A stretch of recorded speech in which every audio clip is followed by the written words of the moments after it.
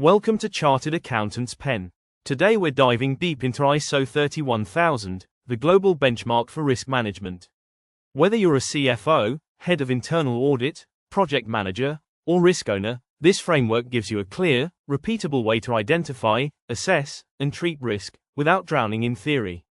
Over the next few minutes, we'll unpack the principles, the framework, and the step-by-step process. I'll also show you how this standard connects to internal audit, strategy, and daily decisions, using simple examples from real estate development, public sector entities, and service organizations in Pakistan. Grab a notepad. By the end, you'll be able to structure a risk register, run a risk workshop, and demonstrate value to your board and audit committee. ISO 31000 is guidance, not a certifiable standard. That means you don't get ISO 31000 certified. Instead, you use it to design and improve how your organization manages risk. It's intentionally flexible, applicable to micro businesses, multinationals, NGOs, and public bodies. The 2018 revision sharpened emphasis on integration with governance and leadership. Think of it as a compass rather than a rulebook. It points to the right direction, principles, framework, and process, so you can adapt to your context. For finance and audit leaders, this is good news. You can align risk management with your existing policies, internal control frameworks, and board reporting, rather than reinventing the wheel. At its core, risk management helps you make better decisions under uncertainty. It protects value by reducing losses, non-compliance, fraud, and operational surprises, and it creates value by identifying opportunities early, allocating capital smarter, and enabling calculated risk-taking. In fast-moving markets and a regulatory environment that changes frequently, resilience is a strategic asset. A robust risk process reduces firefighting, clarifies accountability, and enables agility. For example, a real estate developer using ISO 31000 can anticipate land acquisition risks, NOC, approval delays, cost escalation, and sales demand swings, then choose treatments like contract clauses, vendor pre-qualification, hedging, or phased launches. ISO 31000 is grounded in principles. Integrated means risk management is part of governance, strategy, and operations, not an isolated form. Structured and comprehensive ensures consistency and completeness. Customized means your approach reflects your purpose, strategy, stakeholders, and context. Inclusive encourages engaging stakeholders so you capture diverse perspectives. Dynamic acknowledges risks evolve, so your process must monitor and adapt. Best available information means decisions draw on reliable data, yet accept uncertainty. Human and cultural factors emphasize behaviors, incentives, and ethics. Risk is ultimately about people.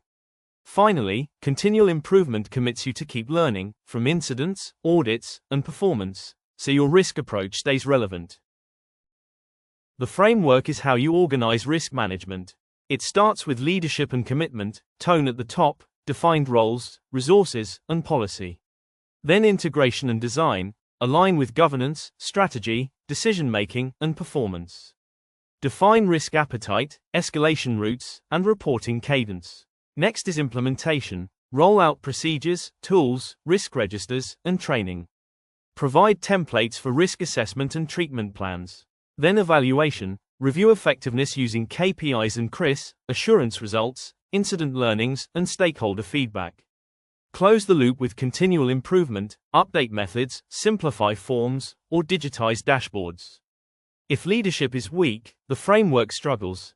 If evaluation is absent, it stagnates. Here's the heartbeat of ISO 31000. Begin with communication and consultation, identify stakeholders and keep them engaged. Define scope, context, and criteria. What's in scope, internal and external context, and the criteria you use to rate impact and likelihood. Then conduct risk assessment, which includes identification, analysis, and evaluation. Move to risk treatment, select and implement options such as avoid, reduce, share, transfer, or accept with controls.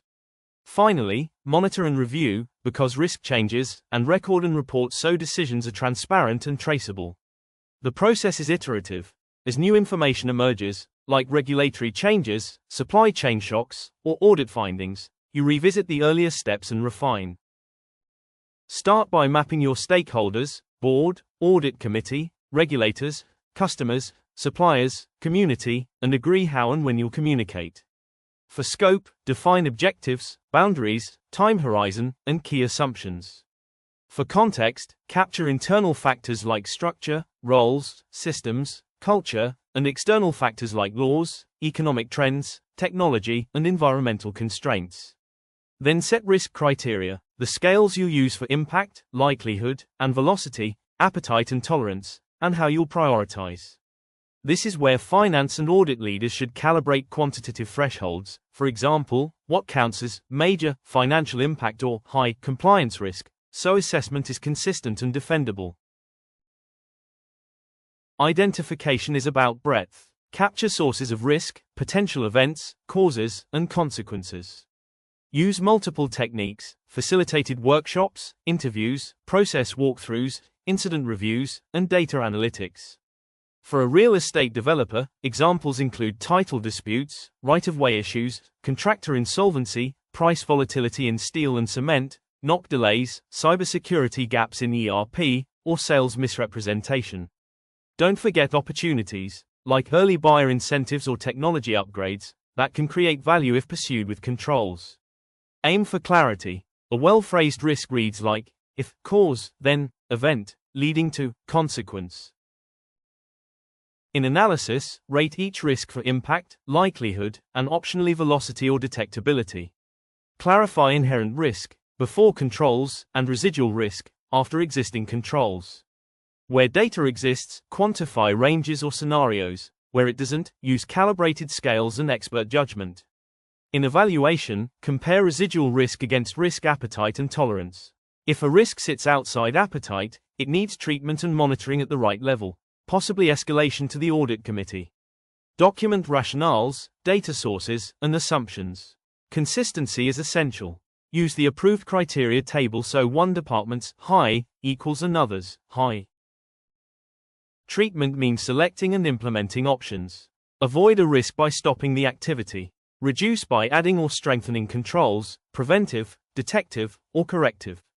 Share by transferring part of the impact through insurance or contractual clauses. Or accept within appetite, but with monitoring. Each treatment needs a risk owner, actions, budget, due dates, and measures like KPIs and CRIS. Examples include liquidated damages in contractor agreements, enforce vendor pre-qualification and performance bonds, implement SOD and maker checker controls in SAP S/4HANA, enable three-way match in procure-to-pay. Set cybersecurity hardening and backups, hedge key commodities, design sales incentive schemes with mis-selling controls, and put in place incident response and whistleblowing channels. Track progress and test effectiveness. Monitoring converts risk management from a one-off exercise into a management rhythm. Track CRIS, control test results, incidents and near misses, audit findings, and regulatory updates. Use a dashboard that rolls up to a portfolio heat map with drill downs by function or project. Align with the 3 lines model. First line owns and manages risk, second line provides oversight and challenge, an internal audit, the third line provides independent assurance on the effectiveness of governance, risk management, and control. Schedule periodic risk reviews, link to strategy and budgeting, and refresh the risk register quarterly, or faster when conditions change. To get started, assemble a starter kit, a clear risk policy and risk appetite statement, a criteria and scoring table with impact, likelihood definitions, a simple risk register with inherent and residual ratings, and a treatment plan template with owners and milestones. Prepare a risk workshop deck with seed risks to prompt discussion. Define RACI so everyone knows who does what.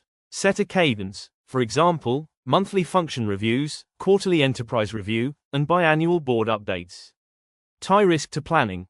Capital allocation, procurement decisions, and project approval should reference the risk register.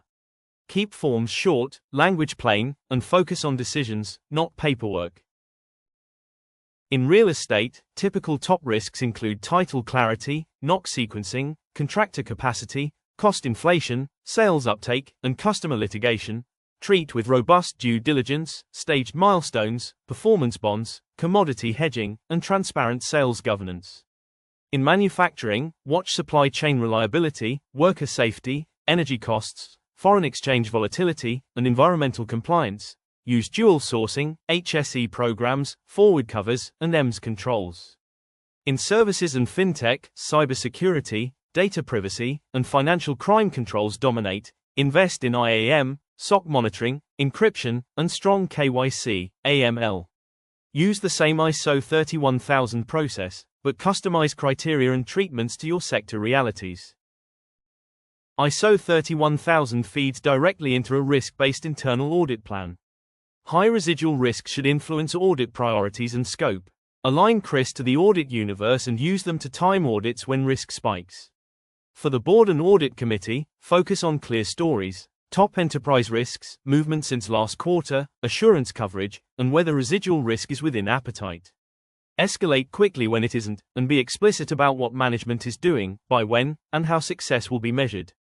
This alignment turns risk management from a compliance cost into a strategic decision support tool. ISO 31000 gives you a practical, adaptable way to manage uncertainty. Start small, set criteria, run one workshop, build a lean risk register, then iterate and improve. Anchor the process to real decisions, budgets, contracts, and project approvals. If today's session helped, subscribe to Chartered Accountant's Pen for more content on risk, internal controls, audit planning, taxation, and ERP assurance. Comment with a topic you want next, like building a risk appetite statement or configuring risk and controls in SAP S/4HANA.